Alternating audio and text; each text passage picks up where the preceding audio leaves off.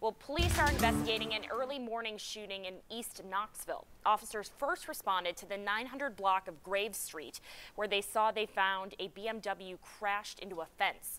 There, the driver told police someone shot him outside a club on Magnolia Avenue near Bertrand Street.